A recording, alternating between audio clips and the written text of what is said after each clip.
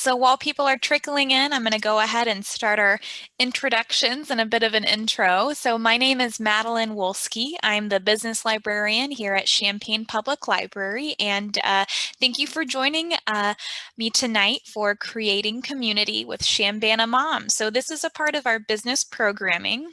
We have webinars on Monday evenings and Thursday mornings. Make sure you check out our summer schedule. It is changing things up quite a bit. I want to go over some library news. So we are fully open to the public at the moment. We have tables, chairs, you're able to browse and read while you're at the library. We ask that you do keep your mask on at all times. For any information, and if you have any questions, feel free to go to our website, www.champaign.org. You can always schedule a one-on-one consultation with any of our librarians if you follow champaign.org/book-a-librarian. We also provide live chat services during our open hours, and that is Monday through Thursday from 9 a.m. to 8 p.m., Friday and Saturday from 9 a.m. to 6 p.m., and Sunday from noon to 6 p.m. Or if you want to contact us outside of our regular hours, feel free to shoot us an email at librarian@champaign.org. So for tonight's webinar, if you have any questions, need any help, your mic isn't working, I really want to encourage you to utilize the chat function of Zoom. So that's going to be right in the middle of that bar in the bottom of your screen, bottom center. Go ahead and click on that to send me messages, communicate with other attendees that are here. I just want to have you notice, make sure you understand who you're sending it to. So if you click on that you'll see the words will highlight in blue if you skim over there with your mouse. If you click on that arrow, you can select if you want to send to all panelists or all panelists and attendees. So if you want to just get my attention, feel free just to select all panelists. If you want to make a comment public, feel free to select all panelists and attendees. So this webinar is going to be recorded tonight and uploaded to our YouTube channel. So if you have to pop out for a brief minute, or want to rewatch anything, that is absolutely an option. So without further ado, I'd like to introduce Laura Weisskopf Bleill. She's a mom, entrepreneur, community volunteer, and co-founder of the incredibly popular and successful ChambanaMoms.com. So round of applause for Laura joining us tonight. I know I'm so excited to hear about how you just have interacted with your community over COVID, and I know a lot of people have questions for you tonight. So I'll let you take the stage. All right, well, all of a sudden I have a frog in my throat. Well, thank you so much, Madeline. It's wonderful to be here, I guess, on Zoom. I think many of us spend a lot of our time on Zoom these days. So thanks to those of you who've taken time out of your day and perhaps some of your added to your screen time to be with us. I am going to share my screen in just a second, but I do want to just give a big thank you to the Champaign Public Library for inviting me to speak today, and for I saw the advertisements everywhere, and I got one of my friends said to me, I keep seeing you everywhere. What's this thing you're doing? And I was like, I don't know what you're talking about. And then all of a sudden it dawned on me, it's tonight's presentation. So thank you so much for the library for all of your support. You've been an amazing partner with ChambanaMoms for many, many, many years, and actually part of our story, a big part of our story. So it is a delight to be here. I am somebody who is not afraid to stop what I'm doing and answer questions. So if you do have a question, feel free to pop it in the chat and interrupt me anytime. And I want this to be interactive as much as possible, as much as you can on Zoom webinar, which is a little bit of a challenge. So don't be shy, and we'll hopefully, my hope today, I guess, is that you know, it's not just me talking about, you know, the story behind the website and where it's come from and where it's going, but really that I can give out advice that is actionable for others who may be in similar or even very different businesses that can learn from our experience and hopefully help them, because I think that is really what the story of our website is. It was rooted in being of assistance to our community. And so if there's a way we can continue that mission, I'm all for it. So I am going to go to screen and share my screen here. So we had some interesting tech issues. So, all right, yes.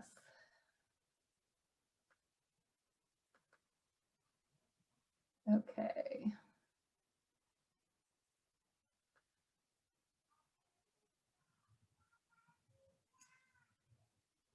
All right, well, so basically I titled this, the talk today is Building Community in the Digital Age. And of course, I think if you understand, I feel like at the heart of what we do and at the heart of all the things that we do is really about building community. I don't know that I recognized that to begin with when we first started the business or the website or whatever you want to call it, but that really is the heart of everything that we do, and continues to be a big part of our mission. And whether it's digitally, online, or offline, that has been the fabric of what keeps us going, I think. And I'll get to the us and who that is in just a minute, but I do think it's really important that you know, just because it's been an interesting exercise, I guess, this past year when we did take everything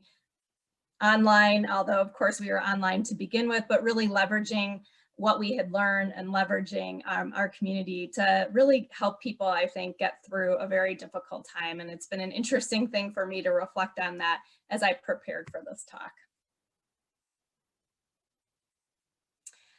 So I put this slide up not just to show how awesome my hair was back then, because I look at that slide and I was like, wow, my hair was really awesome, but really to get to the point of why we started this website. At the time we started, and I do say we, that is my original co-founder, Amy Hatch. Amy has since left the community and in fact hasn't been involved with the website since 2013, but was an instrumental part of how we launched and why we started. And the story there goes is that Amy was a parent, a relatively young mom who moved into the community. We had connected online, and she found me because at that point I had another sort of semi-anonymous blog, and that's how we connected. In fact, in those days, we're talking in 2006, 2007, that's how a lot of people connected. In the early days of blogging, and that's even pre-Facebook, if you can imagine. So there wasn't a lot of ways for people to really connect. And so that's how we met. And we, when I came up with this idea that I wanted to create a website that's goal wasn't just to tell my story or to tell anybody's individual stories, but was really to tell stories that connected our entire community, she was the person who I went to. And because I knew that she knew digital publishing, and she was the person who I felt could really accelerate this process. And so we built this thing together. And so I won't read the slide to you. I think you all can see it, but in case there's anybody who, you know, I should actually add some accessibility, although on Zoom webinar, accessibility doesn't really matter, but if anybody wants these slides later on, I'm more than happy to offer them. So this really just describes sort of the mission. We were sitting in a coffee shop one day and I pitched her the idea and we decided to run with it. At the time, I didn't really understand what the words pitch meant in context. I didn't really understand what it meant to start a business. In the beginning, this was, we saw this more as a passion project. And in fact, I really saw it as almost as my ultimate community service project, a way to use our talents. So, you know, that we had to tell stories, to write, and to be able to inform other new parents and young parents, many of whom may have recently moved into the community like Amy did, or like, you know, I didn't grow up here. I don't have family here. So for somebody like me who, you know, I wasn't necessarily new to the community when I became a parent, but navigating parenthood is not the same as just navigating a community. And so we decided to put those things together. One of the things that I think was most important, I wanted to share this just because we really, from the beginning, I think, decided on how we wanted to execute this vision and what that meant to build a community from scratch that would not only just be us and our friends and friends of our friends, as it was maybe in the very early days, but really something that could attract many more people than people who we didn't know. And in fact, people who we didn't know was actually became one of our biggest goals, was really to not just serve people who were like us or looked like us, but people across the community. And of course, that has become pervasive throughout the website and things that we do as we try to recognize the diversity of our community,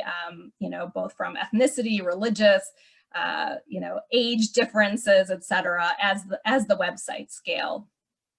We also knew that while we wanted to have our platform online, and this was a very important thing, was of course building a website that we felt was easy to navigate and had a lot of information, and I'll get to a big part of that information, but that was really important. But we knew that we couldn't just sit back online and wait for, you know, people to just find us. So making sure that we activated our community, and I'll talk a lot about that in the subsequent slides, but that was really important to us. And we knew that it would be critical to actualizing our vision of building a robust online community. As I say on the slide, this was in the early days of Twitter and Facebook. We probably use Facebook more like people use Twitter these days, with, you know, pithy posts and things. And if anybody remembers what Facebook looked like back in 2009 and 2010, it was very different. You also didn't have issues like, how do I know how to reach people, because Facebook won't let me reach them.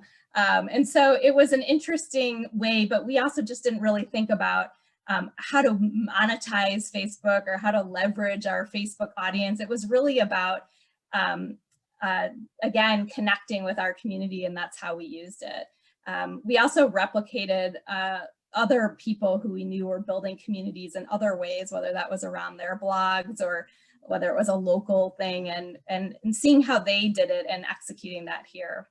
Another big thing that we were very intentional about who we partnered with from the beginning, whether those were sponsors that we got. And granted, of course, you know, in an early days of a startup, you often think to yourself, well, you know, we need to get some revenue here, so we're not going to be picky about that. But we actually were.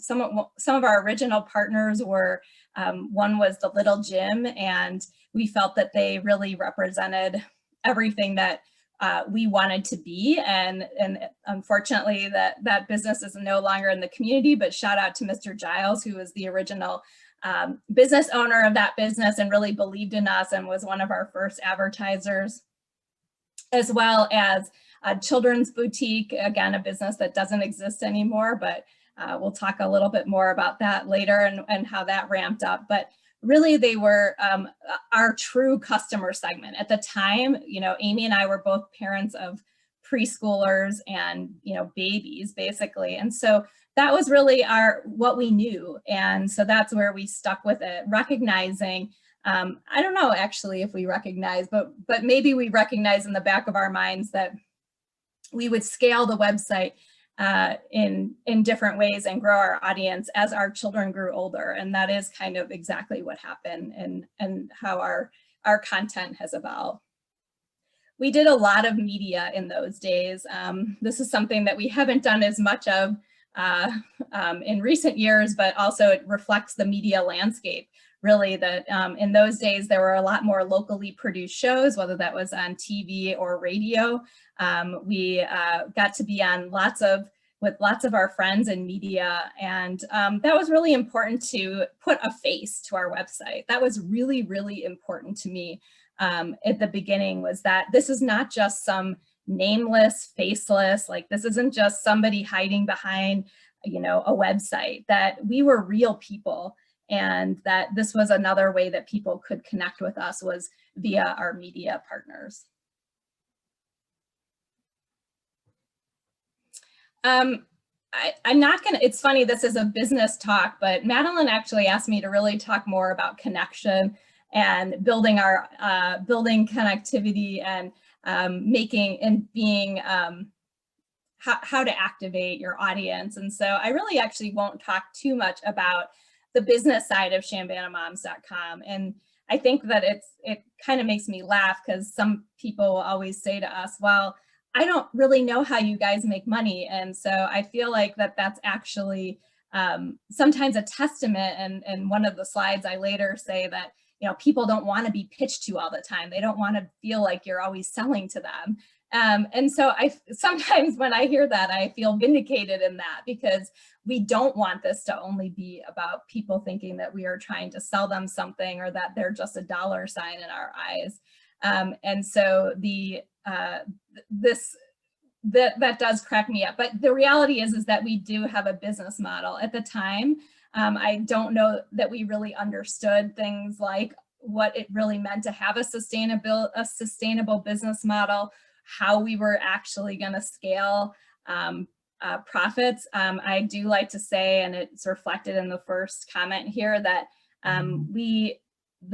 I never paid myself. It took us 4 years until we actually paid ourselves. Most people aren't going to do that in business. I paid our contractors, I paid our vendors, so we certainly had revenue, but it wasn't exactly profit.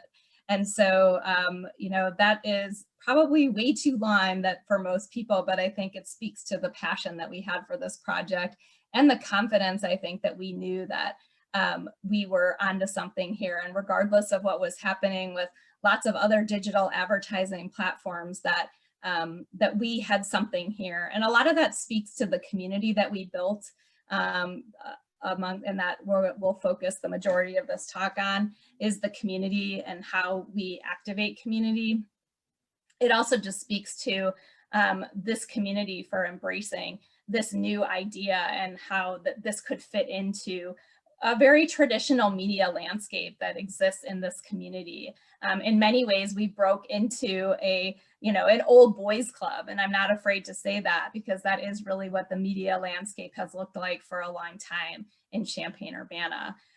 We definitely have, of course, shifted our model over time, and as we've scaled and grown and attracted clients of larger scale, you know, we pride ourselves, of course, on being very accessible to our partners and being accessible to most businesses across the community. But we've also been very cognizant that we need to survive. And so making it in these times, some of the things that we've done as we've reflected is, you know, making sure that we're not just doing things that lose money for us when we're getting paid. And so we've also been very nimble and creative in the ways that we've worked with our clients.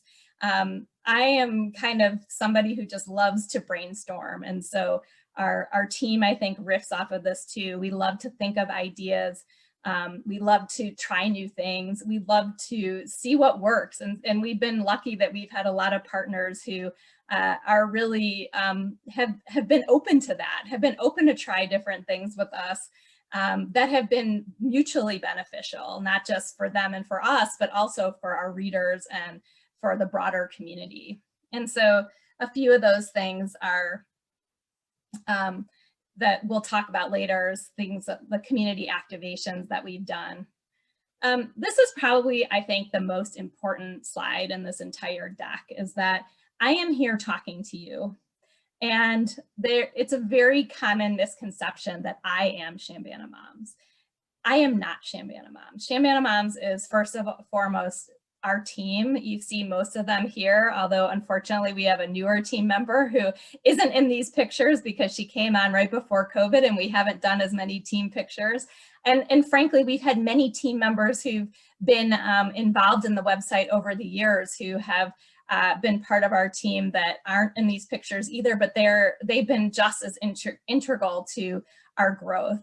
And there's no way that one person could have done what we have done by his or herself. And I just want to make sure that people understand that this is, while I am sitting here, like I said, talking with you today, I could not have done what we have done without everybody who's been with us on this journey. And, you know, those are not just people who are paid employees, those are people who've written for us, people who've contributed content to us, people who have maybe sent us a photo when we said, hey, are you going to be at the parade today? We'd love to get a photo from you to put on our Instagram. And so and that speaks to, I think, the community that we've developed, that really, we're all a team. And so the team goes way broader than just our core employees here. And I'm more than happy to talk about that more if anybody has any questions, and I think there's a typo in my slide, so I apologize for that.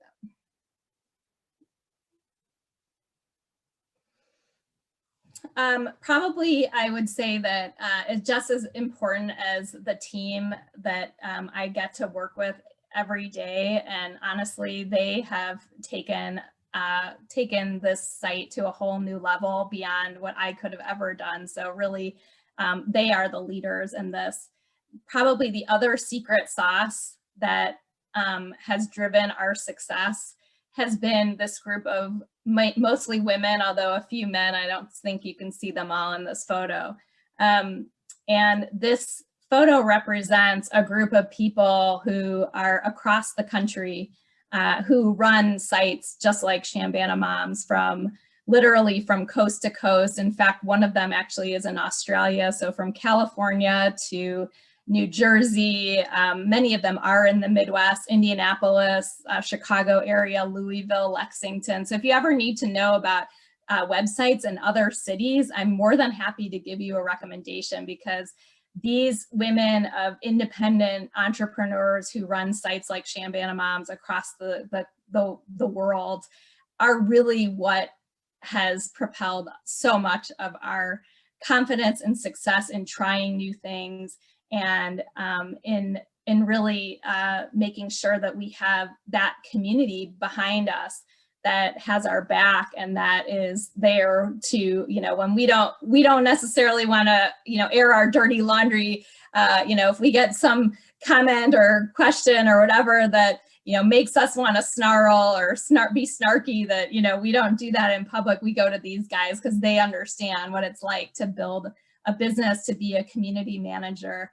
And so I'm eternally grateful for them. We lead this group. We actually meet, or we had been pre-COVID, of course, once a year at a summit. So myself and the woman who's in the red shirt, her name is Katie Mann, with Indie with Kids. So when you go to Indianapolis, check out indiewithkids.com.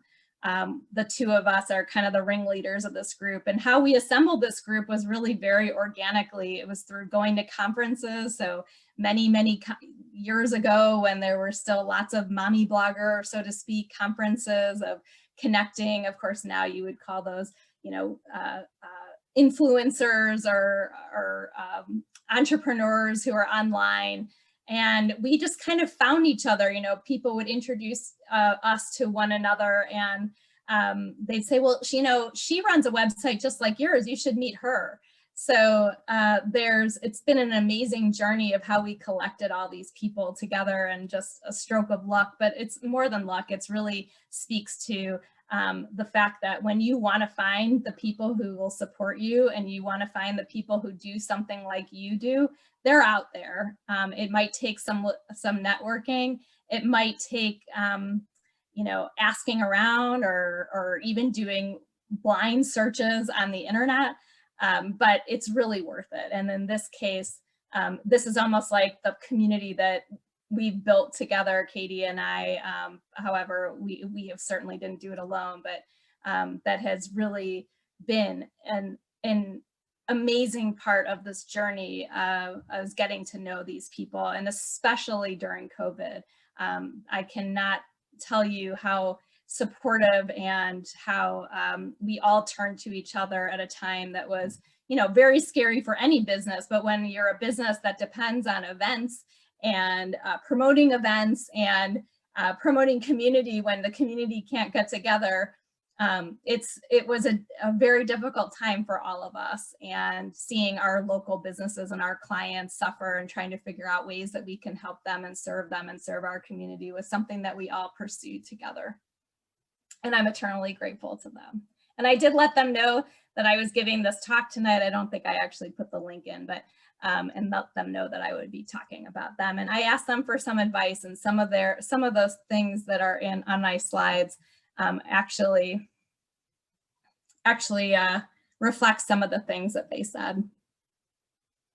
So I'm just gonna pause there for a second because I've been jabbering for a long time. If anybody has any questions or comments, feel free to drop it in the chat. I can see it. I know there's a few of you out there. So while you're taking a drink, I actually have a question. So I love when you talked about putting a face on your website. I know a lot of people kind of struggle, especially when they're curating that social media community for their business. They don't know what they should post as the business versus what they should post as an individual under their own account. I know, especially with LinkedIn, it can get really confusing too. What exactly you should post, what not to post, where do you post it as far as personal versus business. And I really like what you had said about how it's important to put a face to it, especially now when people crave that human interaction, that personal touch almost. Yeah, I mean, I think we are the exact opposite of what you see with, no offense to Instagram influencers, but basically that's like the exact opposite of what we do. We actually have a difference of opinion on my team sometimes about how we post on Instagram and making sure we have an Instagram aesthetic and things like that. But I'm all about keeping it real. I want people, we are here for real people, and we want to provide connection for real people.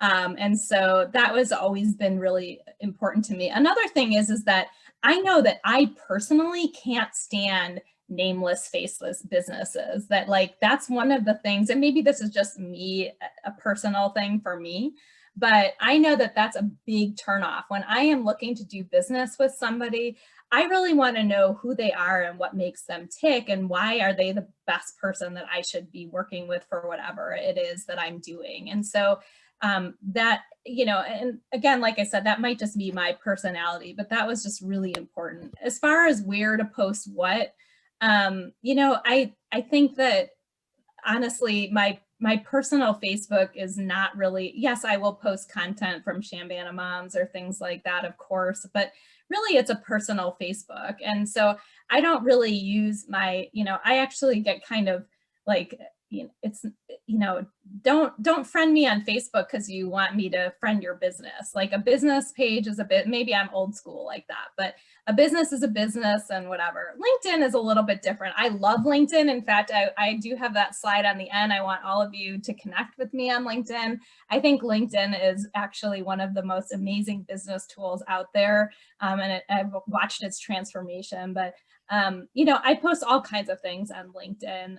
Some of them are really related to advocating, especially during the pandemic, advocating for women, making sure that people understood how the pandemic was affecting women, particularly, women of color or, other marginalized women in our society, because, more so than any other, recession or downturn. And so I don't know, I kind of took on that voice with my LinkedIn. It really had nothing to do with my business, but I felt it was an important thing. So sometimes when you get a platform and people read you say things so that it can influence them, right? But in this case, it was more of a personal passion and project. We really do keep our, as far as our personal page, and our strategy is not really that difficult if you watch us. you can see what our strategy is, but it's really about connecting with people. And and of course we promote content that we have on our website, but even when we promote content on our website, we're trying to do it in a way that actually, makes people laugh or makes people think and gives them something that's not just, clickbait, read this. That's not our goal. Our goal is connection with everything that we do. Absolutely. Thank you for that. So we do have a question that came in over the Q&A. So are there any events or businesses that you noticed moms or parents are wanting that are not in the community yet? Yes, actually, it's funny though. So a few things I could think of is a children's. Oh. Can you hear me? Anyway, I don't know. We lost Madeline, but anyway, nope, that was a children's haircut place. So one of the questions we get all the time is, where do I take my kid to get his or her first haircut? And I laugh about that because, I didn't do that here.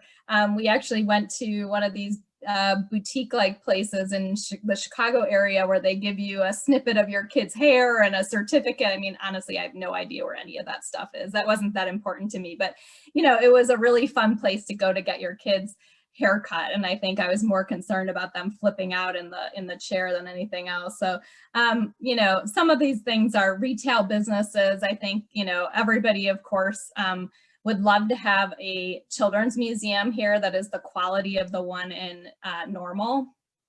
And it's sad that of course, I think it was in trouble long before the pandemic hit, but sad to see the Orpheum close. But perhaps this is an opportunity for something else to come in its stead that is a really fabulous resource for families.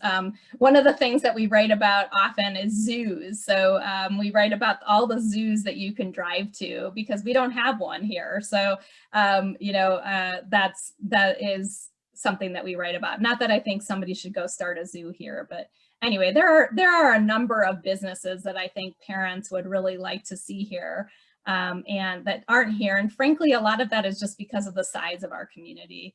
And so, I actually, looked into the idea of putting a trampoline park here before one actually opened. And frankly, the insurance costs alone scared me away. I'm chuckling over here. Yeah, I can't imagine. So here's another question that was actually popped up as well. So when you mentioned making your website or your product accessible to other businesses, what does that mean? What does that entail? Is it just making your contact information easy, or are you contacting these businesses in other ways? So I think that I always love to tell people that we do business the wrong way. I recently took a marketing course this winter, and it was all about, creating a funnel and making sure you get, this big funnel of potential clients that you're going to sell to. And of course, for a product or for an e-commerce business, like that's great advice. But to actualize business, and as I say, to do business the way you shouldn't do business, it's really a lot of one-on-one work. And so, we started with businesses that we knew and businesses that we wanted people to know about. And so building connections and networking, I mentioned the networking concept, during when I was discussing building my, the women around the country and how we found each other. But, obviously everyone talks about networking. Well, what does that mean? I think honestly, it's just speaking up. It's in, in our case, we'd be in a business that we really liked and be like, hey, we have this new website and we'd love to talk to you about ways we can partner together. So it's being bold, it's being brave, it's speaking up, it's asking what's the worst that happens. Somebody says, no, I'm not interested, or come back another time. So it's doing things in person, it's doing things in email. Honestly, the best resource we have in terms of getting clients and getting customers is our readers. Our readers, I cannot tell you how many times businesses have said to us, we decided to come to you guys because we know that our clients are using your website, or they recommended that we work with you to do X or whatever it might be. And so that to me speaks volumes about the community that we've built, and you know, the kinds of businesses that we really want to work with. Our customer segment are also the kinds of businesses that our readers want to visit and to work with. So that is a way. But yeah, I mean, now of course we built a very large email list that we promote our opportunities to on the regular, but it's a lot of regular check-ins and a lot of work with those companies. But frankly, we've been able to develop a very stable list of clients who have supported us year in and year out. And I think that we both bring each other mutual value. Thank you. So I guess this is the part I went down a little memory lane working on this slide about the pandemic pivot and thinking about how really how terrified we were a year ago. Not necessarily terrified for our survival, I don't think. I mean, maybe at times I felt that way, but really just terrified as to what do we do and what we can't. We've got all these we had this whole Easter egg hunt, for instance, our whole post about Easter egg hunts. Well, what do we do with that? And so all the things that we had to walk back, our calendar. So our calendar was really one of the driving forces behind even launching the website, was that we heard from people, well, there's two main libraries in town and 2 park districts and blah, blah, blah. And there's all these different resources for events. I'd love to have one centralized location.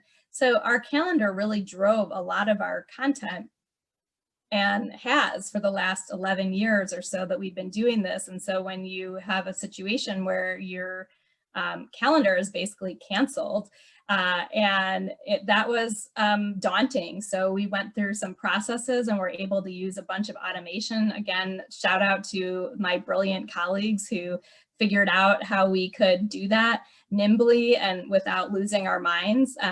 And, of course, adding lots of virtual things and being creative with events while we were apart. So I put a few of them up here. Chalking, people might remember bear hunt that we did.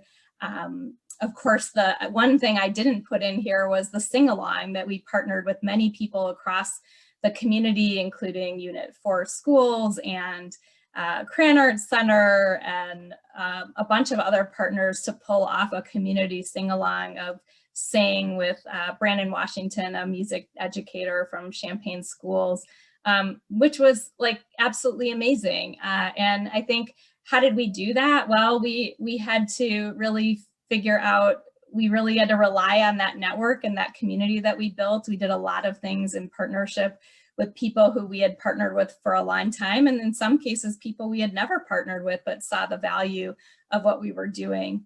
As far as a business model goes, we did something that we did actually have to pivot a little bit in terms of some of the things that we were doing. We took a look at things, again, as I mentioned earlier, that might have cost us more than they were worth to do, and decided that what was worth it and what wasn't to do under very limited resources, and trying to be very mindful about the resources that we had and deploying them in a way that would serve our community and serve our mission, as well as not bankrupt us. We also added some additional revenue streams, in some cases, things that I never thought that we would do, and we've done it. And that might be something that eventually goes, those revenue streams may be some things that we might not continue doing, but during the pandemic, that was important that we have additional revenue streams, considering that many of our regular partners were just not in a position to support us at that point. And then I think, though, one of the most important things was relying on the tools we already have. So maximizing our skills. So my background is as a daily journalist, and I really turned into daily journalist mode. We started writing a daily digest of information about what was happening, what was canceled, what was, where we could go, where we couldn't go, what was happening with schools, so really writing a lot of news items, which we may not have done previously or really focused on because that's what we had. And so those kind of, looking back on it, it was a way to exercise some skills potentially that I hadn't used in a while, but really it was just sort of what we knew what to do, how we knew how to work and how we knew how to operate was to push out information that mattered to our readers.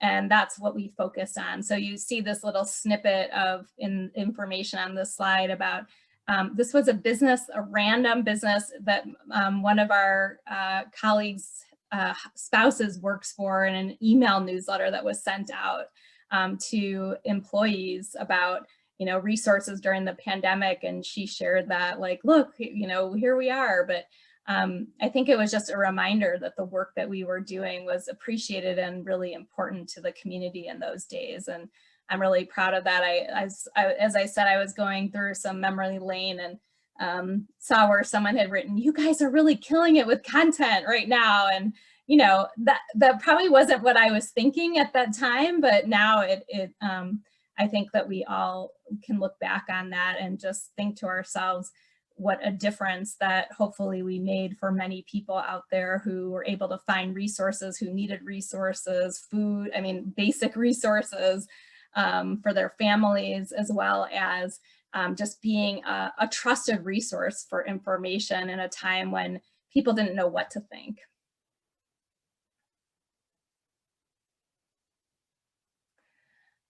So, in our last few slides here, really just want to talk about our mission of connection and building community.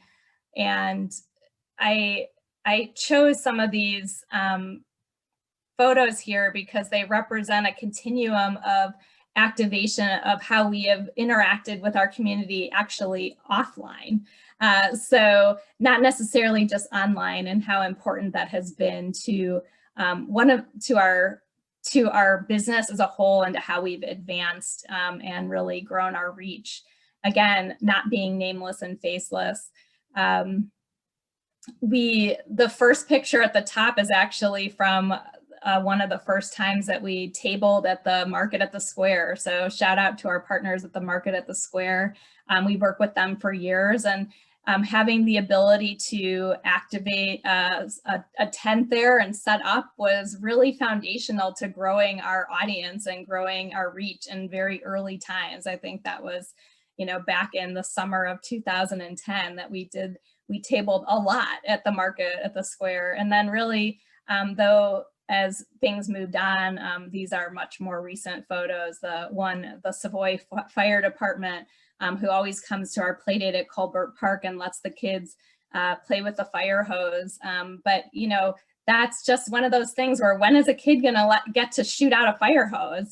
This is something that we both value together as a fun opportunity for kids and families to enjoy one another. And it's something that probably we never saw us doing. So at the time, that top picture was, we were all focused on promoting other people's events in the community.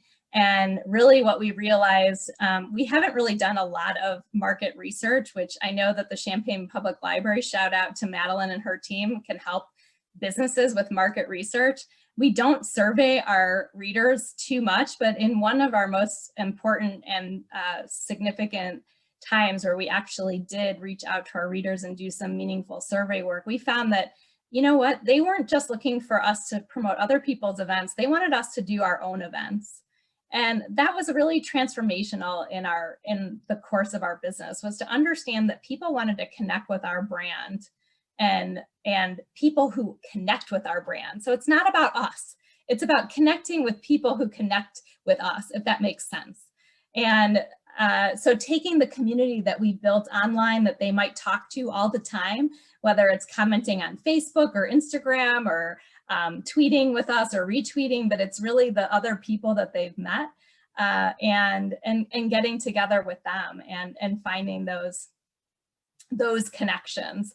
And I think that one of the things that I say in this slide is about transparency. And this is one of our most important values, is that we try to be transparent in every single thing we do. Who is paying us, to talk about them or whatever. We try not to, we try to be very judicious of who we partner with. That somebody we talk about, we're not just going to get paid to talk about them. We're talking about them because we believe in their product and their mission too.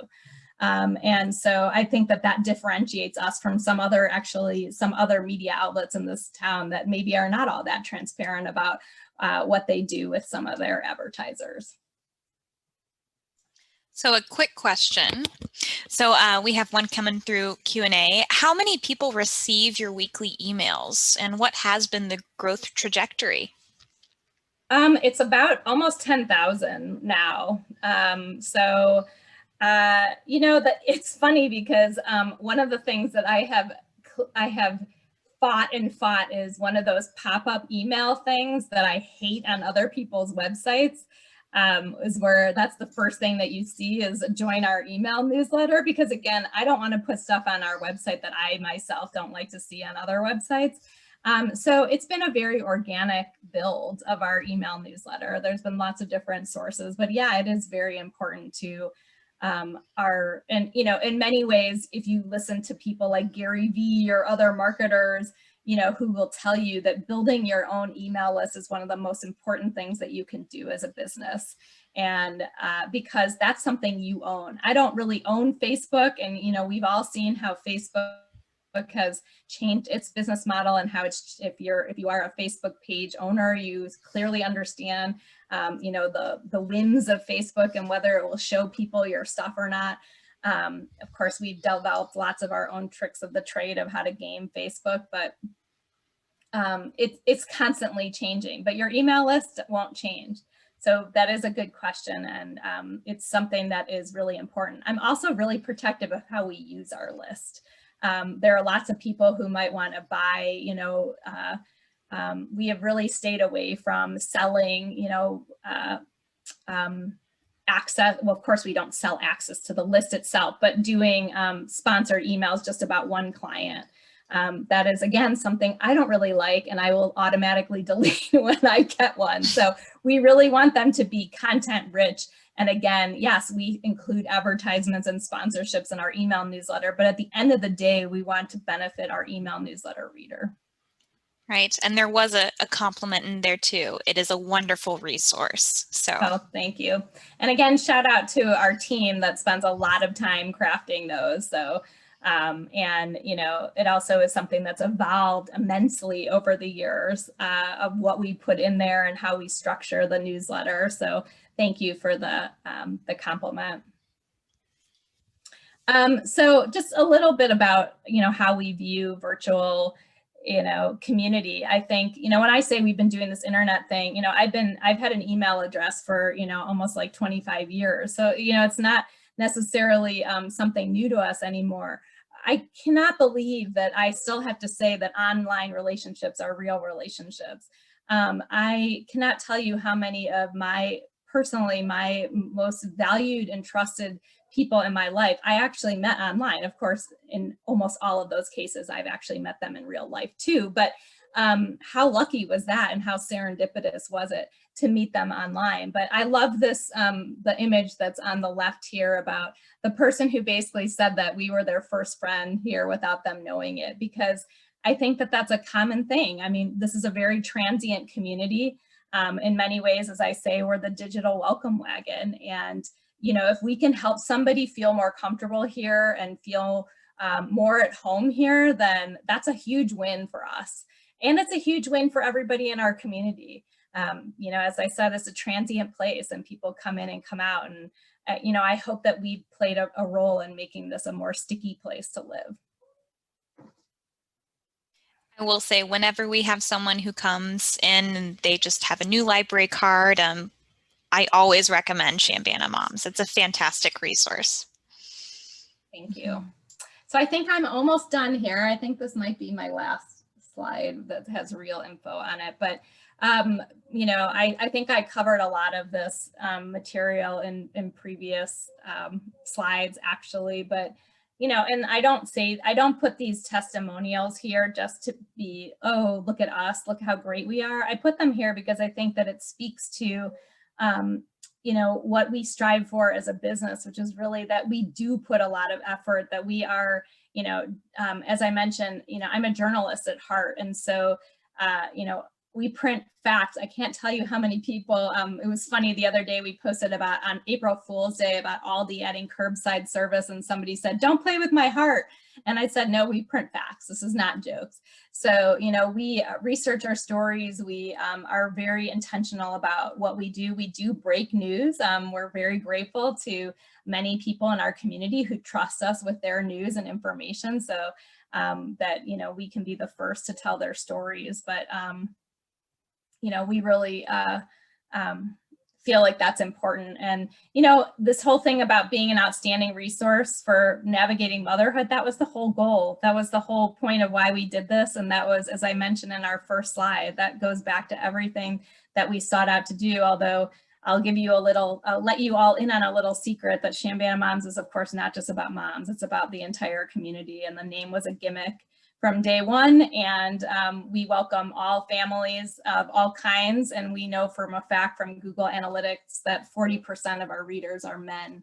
So that might not show in our Facebook community as much, but as far as the people who are reading our website, it's way beyond, you know, a gendered audience, and something that we feel really has executed our vision for this. And many of the tips here that are on the slide, I won't read to you, but are actually wisdom that my friends in our group of those people across the country, when I asked them, you know, what should I say? Many of these tips actually were things that I had been thinking of too, but basically that they helped me elaborate on. So I think those are really important. Agreed. I see a question. Yes. We do have a comment just saying, I read the weekly email to help prepare for grandchild visits. So it's about grandmoms too. Yeah. Well, and we launched a new website called ChambanaSeniors.com. It was a great time to launch a website for senior citizens right before a pandemic that majorly affected them. But I didn't really speak about that here. It's a very different business model and very different model than ChambanaMoms. In some ways, in other ways, it's very similar. But I hope that those of you who are grandparents find as much value on either place that you feel comfortable. But it's, again, there's different information on both websites. So that's really the end, and I think we're getting to the end of our time too, but this is the end of my formal presentation, and I'm happy to, like I said, I love LinkedIn, connect with me on Twitter, send me an email, reach out. Well, that was fantastic. I loved every minute of it. And so we'll probably give about 5 minutes for people to type in any questions they may have. And then I'll also ask just some supplemental questions while we're waiting for those to drop in. So Laura, as far as someone who's just starting off with maybe an informational blog that they want to use to promote some of their services, what is the, I guess, top tip for that beginner besides being vulnerable? Like, is there a specific channel that they should stick to, or yeah, what is the most important thing for them to do to start? I think it's to tell a good story and make sure that that story conveys the notes that you want it to. So, you know, is that, you know, the values, is that customer satisfaction, is that you know, a story of who you are as a business, or, you know, what that means, what it means for you to, you know, engage with clients and how that process works. I mean, again, I think I'm really a big believer in transparency, and I hate to, you know, try to have to poke around 50 times on somebody's website to figure out who they are or why I should work with them. So. Yeah, especially when there's, we're constantly inundated with so much information. We really want the nuggets that kind of appeal to us and have that kind of personal touch. I did want to just say, I don't usually wear shirts, but this was actually one of our original t-shirts that we had. I have a whole closet full of ChambanaMoms t-shirts, but shout out to those of you who might have this. This is old OG ChambanaMom shirt, but it says proud to be a ChambanaMom. And I think that that's, you know, I am very proud of the community that we've built, and the team and the colleagues. And, you know, I say that in a very extended manner, that it's been an amazing journey. And I mean, if you had told me, you know, we started this in 2009, you know, if you told me I don't know, 12 years ago that I'd be sitting here talking to you about this, I'd be like, you're out of your mind. So who knew? Who knew? Well, as someone who has lived in the community for a while, it's been awesome seeing you all grow, your constant involvement in everything, and just as on behalf of the library, thank you for supporting all that we do and being an amazing partner. So thank you so much. It's been great to be here, and I hope that those of you watching this tonight actually learned something or felt it was a good use of your time. So, but I appreciate your support, Madeline, and the invitation. And I did have some friends ask me if this was going to be recorded and put somewhere. So. Yes, we actually had several questions come through on our social media asking if it was going to be recorded. So, yes. Hot topic. Okay, well, good. Great. Well, I'm going to finish up with just some quick library news. But again, if anyone has any questions, throw them out there. So I'm going to go ahead and take over some screen sharing and move the slide. All right, so again, Champaign Public Library Business Services. I'm Madeline Wolski. Thank you so much for attending tonight's webinar. As we said earlier, this is going to be recorded and it will be uploaded to our library YouTube channel, where we have just a collection of, honestly, the majority of programming that we produce here at CPL. Our next program is this Thursday. It's the Business Roundtable Increase Your Reach. It's a really fun opportunity to talk to other local business owners. It's a meeting format in the morning where we talk about our coffee and talk about some business. So it's a great way to, again, kind of create that circle where you surround yourself with similar like-minded individuals, business owners, and entrepreneurs. So maybe take that leaf from Laura's presentation earlier tonight. And lastly, again, please reach out if you have any questions. So Laura mentioned I do a lot of market and industry research, but one of my favorite parts of my job is connecting you with people who are local experts and who can best serve you. So feel free to reach out by going to the business part of our website, so champaign.org/launch. You can also reach me via email, mwolski@champaign.org. So looks like that's our time for the day, and I don't think we had any additional questions. But Laura, thank you so much for making your LinkedIn profile available. I know that as someone who does interact with you on LinkedIn and follows, you do create some really incredible content. Yeah, so thank you. Great way to keep in touch.